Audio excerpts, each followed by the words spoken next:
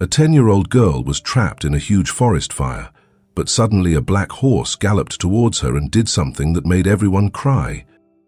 California was burning again. The news had been warning about it for weeks. Hot winds, dry trees, low humidity. Fire season had started earlier than usual and people were nervous. In the hills outside a small town in Sonoma County, a woman and her daughter tried to keep their heads down and their farm going, hoping the fire would stay far away. The girl's name was Ruby, 10 years old. Quiet, polite, never caused trouble. She lived with her mother in a modest farmhouse on a patch of land with a few goats, chickens, and an empty barn that used to hold more. Her father had died the year before. He had been a firefighter, one of the first to respond to a wildfire that spiraled out of control. He didn't make it back. Since then, Ruby had changed. She still did her schoolwork, still helped with chores, but the light behind her eyes had dimmed. She didn't talk much anymore, not to her teachers, not to the neighbors, not even to her mum. Then, one day, a phone call came from an animal rescue organization. They were trying to place several horses recovered from an illegal riding camp. Many were sick, underfed, or injured. They needed temporary homes, somewhere quiet, safe. Ruby's mother had grown up with horses and still kept some of the old tack and gear. Their barn was mostly unused now. She agreed to take one of the animals. The horse arrived 2 days later in a trailer with dust covering his coat and bandages around his back leg.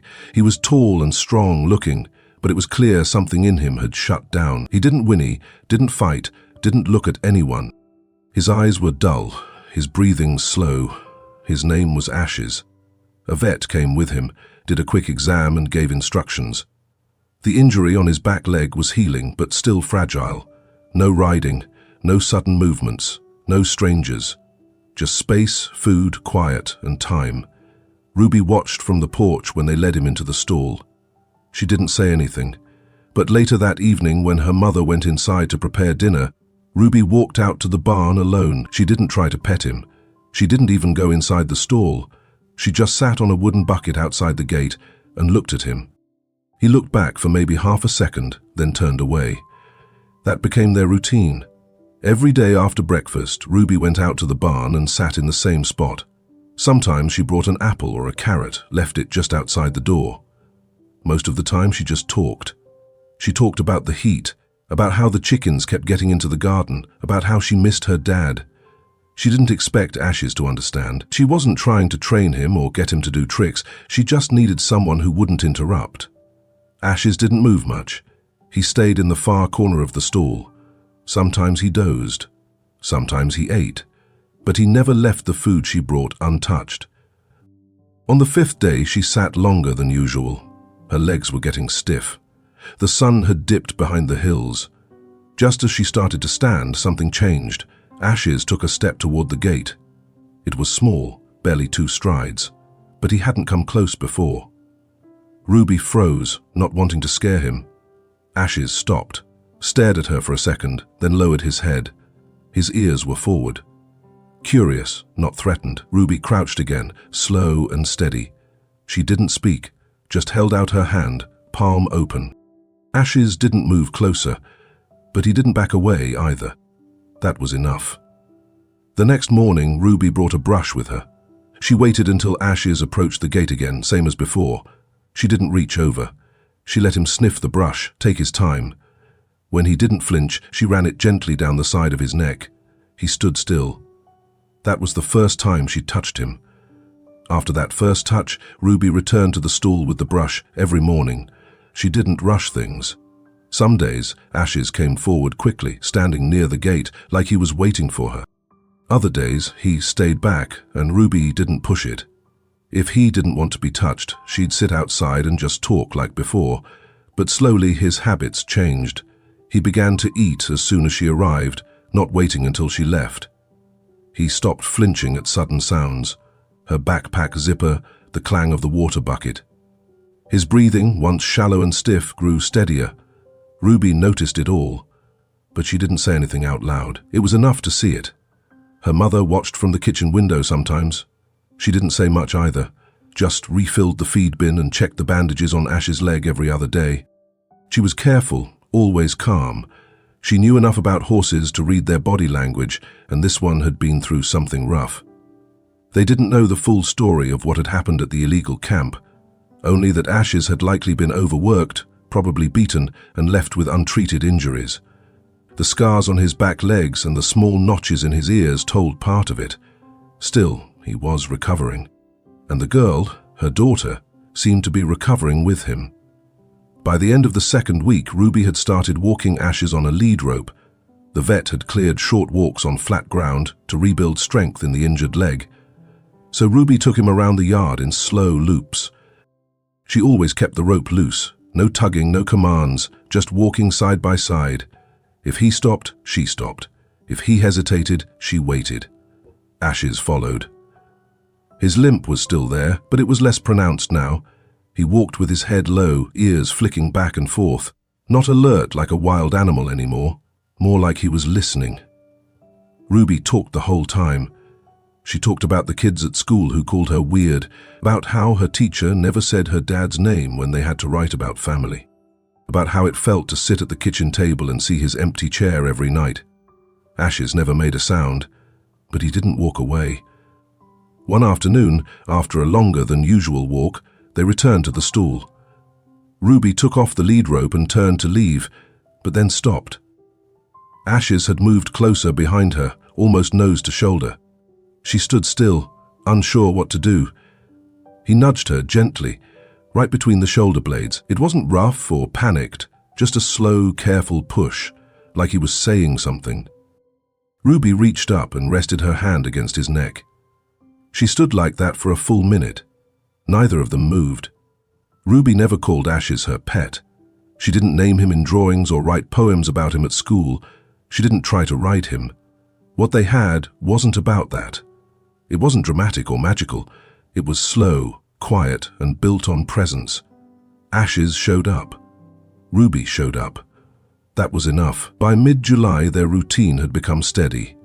Every morning, Ruby fed Ashes, checked the water, then brushed him down. After that, she led him out for a walk. The path was always the same, around the fenced field, past the old oak tree, then back to the barn. It wasn't far, maybe 10 minutes each way, but enough to get Ashes moving. His limp was still there, but it no longer looked painful. Just a fact of how he moved now. They kept it slow, no sudden turns, no rushing. Ruby didn't speak as much these days during the walks. She still said things now and then, short comments, observations, but she no longer needed to fill the silence, and it was enough to walk side by side. Ashes had changed too. He started waiting at the stool door before Ruby arrived, sometimes pawing at the ground when she was late. He let her touch his head, ears, and sides. Once, when a bird flew too close and startled him, he jerked back, then turned toward her instead of bolting. He trusted her now. One afternoon, a thunderstorm rolled in, rare for California in summer. The sky turned grey and heavy, and the air felt electric. Ashes became restless in the barn. He paced, huffed, flicked his tail constantly. Ruby stepped in. She didn't try to calm him with soft voices or promises. She just opened the stall, stepped inside, and stood beside him. She didn't touch him at first, just stood there. Ashes slowed his pacing. When he finally stopped moving, she placed her hand on his side. They stood like that for 15 minutes, rain pounding on the roof. Ruby didn't say a word. Something about the silence between them had become a kind of language. Her mother noticed too. She didn't say much, but she started including Ruby in more chores, asking for help around the property. She even offered to let Ruby assist the vet during the next visit. Ruby agreed without hesitation. At dinner, Ruby ate more. She didn't talk much, but her eyes followed conversations now. She didn't flinch when someone mentioned her dad. Ashes had become a part of her recovery, and maybe in some way she was part of his. Toward the end of July, the air started to feel different. The heat pressed heavier, the wind carried more dust, and the hills looked dry to the bone. Warnings about wildfires were back on the radio. Local volunteers drove through neighborhoods handing out flyers with evacuation routes. One morning, Ruby and Ashes took their walk a little earlier than usual. It was already hot by 8 a.m. The ground cracked under their steps. Ruby had to refill Ash's water trough twice a day now. As they rounded the edge of the field, Ruby paused and looked toward the hills. Smoke, not close but visible, was rising far in the distance. Thin and white, drifting against the blue sky. She didn't say anything. Ashes stopped beside her and followed her gaze. Then, after a long moment, Ruby tugged the lead rope gently and turned back toward the barn. Ashes followed without hesitation. The fire came faster than anyone expected. On the first Monday of August, the wind shifted hard from the west. By mid-morning, a new blaze that had sparked overnight jumped a firebreak and moved straight toward their side of the valley. There was no time to plan. The evacuation order came through local radio just before noon. Ruby was helping her mum hose down the dry grass around the house when the emergency alert blared from the phone in her mother's back pocket. "That's it," her mum said quickly. "We're leaving, now." She tossed the hose, ran to the porch, and started loading their go-bags into the truck. Ruby dropped the gloves she was wearing and sprinted inside to grab her backpack, already packed with her sketchbook, snacks, and the photo of her dad she kept in her top drawer. The smoke was already starting to crawl across the sky when they slammed the truck doors shut. Ruby looked back toward the barn. "What about Ashes?" Her mother shook her head. "We don't have time. We'll come back for him. We need to go now." But Ruby didn't move. She gripped the handle of the door and stared at the red roof of the barn, just barely visible through the haze. "I can't leave him." Before her mother could respond, a sudden cracking sound tore through the air. A tree near the drive had caught fire and collapsed, bringing down a telephone pole with it. The road in front of their truck was instantly blocked, flames licking up the dry grass around it. Panic hit. Her mother jumped out and shouted, "Out! Out of the truck! We'll go through the field! Come on!" They ran. Ruby followed her mother through the back gate and into the open field. Wind howled, ash rained from the sky, the smoke was getting thicker by the second. Then, halfway across the field, a second tree fell right between them. Burning branches exploded across the dry grass. Ruby fell back, coughing violently, her eyes stinging. She heard her mother screaming her name from the other side, but the smoke was too thick. She couldn't see her anymore. "Mom!" No answer, just fire and wind and smoke. Ruby stumbled backwards, unable to breathe properly. Her hands were shaking, the air was too hot. That's when she heard it. A heavy thud-thud-thud of hooves. Fast, deliberate. And then, out of the grey smoke, Ashes charged through the fire line, chest low, ears pinned, eyes focused straight ahead. He stopped just a few feet in front of Ruby, turned sideways and lowered his body, stamping the ground. Ruby froze, confused. Then he turned his head back toward her and let out a sharp, low snort. Not in fear, but urgency. "You want me to—" She coughed hard. "Get on!" Ashes stomped again. It wasn't a question anymore. Ruby scrambled forward, grabbing a fistful of his mane with one hand and placing the other on his shoulder. She wasn't a rider. Her dad had promised to teach her one day, but it hadn't happened. She didn't know what she was doing, but her legs found his sides and she held on tight. Ashes bolted forward. He didn't run blindly. He turned away from the burning trees, angled across the low side of the field where the grass was shorter. The wind helped. They were heading against it, away from the advancing flames. Ruby buried her face into his neck. His coat was warm, even through the sweat and soot. Her arms ached from holding on, but she didn't let go. They crossed the far edge of the property and reached the dry creek bed that cut through the lower hills. Ashes followed it like he knew where he was going. Ruby risked a look back. The barn roof was gone. The trees were still burning, but they were clear. Ashes didn't slow down until they reached the mouth of a rocky ditch that led toward the road. Only then did he come to a stop, panting, body slick with ash and sweat. Ruby slid off shakily, her legs numb. She turned, wrapped her arms around his neck, and didn't say anything. By the time the rescue crew reached the creek bed, the worst of the flames had already passed. The field was scorched and smoking, but the fire had moved on. In the middle of the blackened stretch of earth, they found a girl, barefoot, covered in ash, sitting beside a horse. Ruby wasn't crying. She looked up as they approached, blinking through soot-caked lashes. Her arms were wrapped around Ash's neck. He was standing still, eyes half closed, sides rising and falling with heavy breaths. Smoke had darkened his coat, His mane was stiff with heat and dirt, but he hadn't left her. "He brought me here," Ruby whispered. "He didn't run." One of the firefighters knelt beside her, offered water. She shook her head and turned to Ashes first. Holding the bottle with both hands, she lifted it slowly, letting him drink first.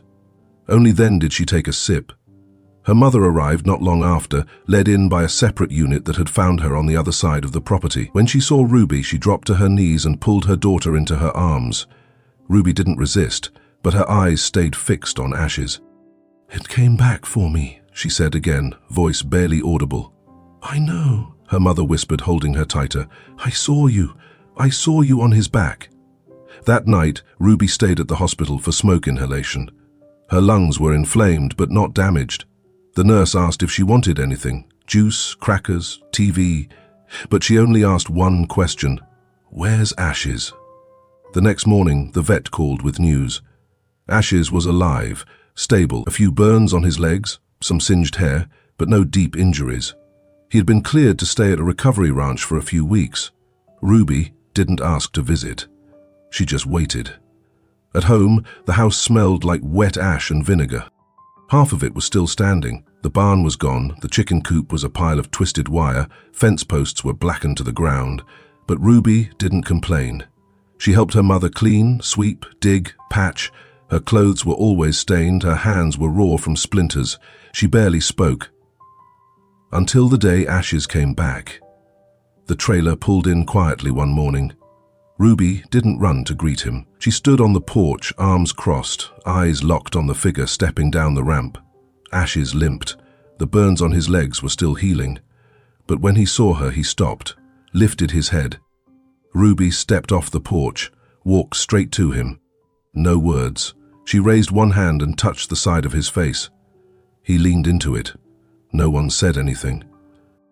The air was still. "We don't have a barn," Ruby said after a while, her voice low, "but we'll figure something out." And they did. They cleared part of the back shed, rigged a tarp for shade, used buckets for feed and water. It wasn't perfect, but Ashes didn't seem to care. Every morning Ruby brushed him. Every evening she stood beside him while the sky turned orange behind the hills. Some nights she'd sit outside long after her mother had gone in, her back against the stool, her hand resting against Ash's leg. They didn't need to talk. She had stopped trying to explain the fire to anyone. The neighbors asked, her teacher emailed, the local paper ran a short piece, "Young girl escapes wildfire on rescued horse." But Ruby didn't tell them what really mattered. Not that Ashes found her in the smoke. Not that he knelt so she could climb up. Not that he carried her like he knew where safety was. She didn't say it, because she didn't have to. One evening, weeks later, her mother found her outside, standing beside Ashes, both of them watching the rebuilt barn frame go up. "You thinking about riding again?" her mum asked gently. Ruby shook her head. "He already carried me when it mattered." Her mother stepped closer, placed a hand on her daughter's shoulder. "You saved him first, you know." Ruby nodded, then looked up at Ashes and said, just loud enough for both of them to hear, "We saved each other."